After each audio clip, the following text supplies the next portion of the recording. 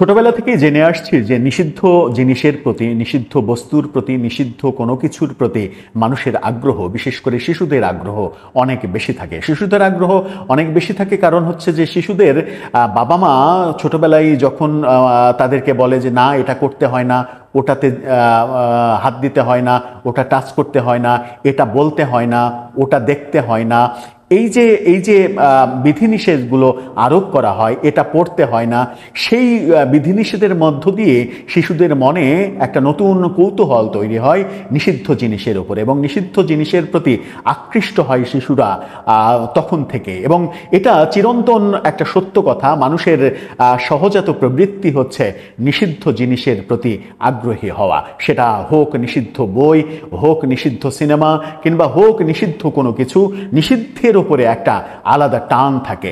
কিন্তু বাংলাদেশে কেন যেন সেই নিষিদ্ধ তত্ত্বই বারবার আমরা প্রতিষ্ঠিত করতে চাইছি।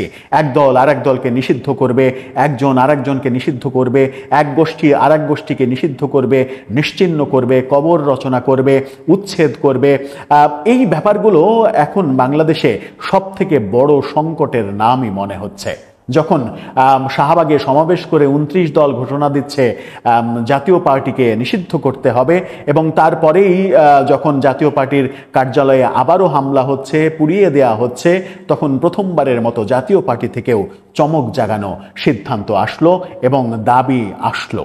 নিষিদ্ধের মধ্যেই বোধহয় আমরা থাকতে চাই, এবং সেই চমক জাগানো ব্যাপারটা নিয়ে আলোচনা করবো এই ভিডিওতে। থাকবেন পলিটিক্স টিভি। দর্শক, বলছিলাম রাজনীতিতে নিষিদ্ধ, বাংলাদেশে নিষিদ্ধ ব্যাপারটা প্রতিষ্ঠিত হতে চলেছে বোধহয়।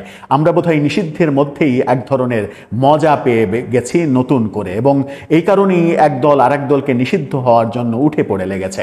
গণ অধিকার পরিষদের নেতৃত্বে গতকালকে শাহবাগ থেকে 29 দল ঘোষণা দিয়েছে জাতীয় পার্টিকে নিষিদ্ধ করতে হবে। কিন্তু মজার ব্যাপার হচ্ছে, যখন তারা জাতীয় পার্টিকে নিষিদ্ধ করতে চাইছে, তারপরে জাতীয় পার্টির অফিসে আবার হামলার ঘটনা ঘটালো গণ অধিকার পরিষদ।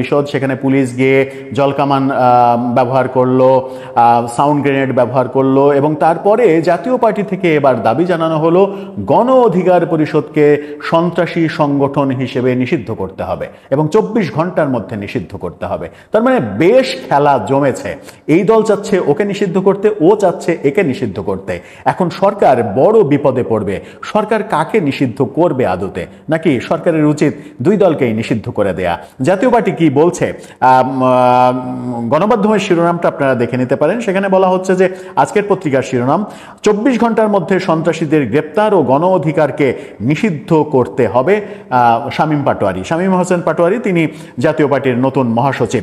সন্ত্রাস বিরোধী আইনে গণ অধিকার পরিষদকে নিষিদ্ধ করার দাবি জানিয়েছেন তিনি।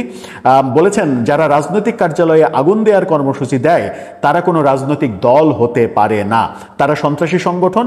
এসব সংগঠনকে আরপিও আইন অনুযায়ী নিষিদ্ধের বিধান রয়েছে। আমি মনে করি গণ অধিকার পরিষদ সেই আইনের মধ্যে পড়ে। নিজে যেহেতু ব্যারিস্টার মানুষ, আইনের মানুষ, তিনি আইন আদালত ভালো বোঝেন, এবং তিনি আইনের ব্যাখ্যা দিয়েই বলেছেন যে এটা আইনের মধ্যেই পড়ে, এবং সেই আইনেই গণ অধিকার পরিষদকে সন্ত্রাসী সংগঠন হিসেবে অন্য সংগঠনের কার্যালয়ে আগুন দেওয়ার অপরাধে নিষিদ্ধ করা যেতে পারে।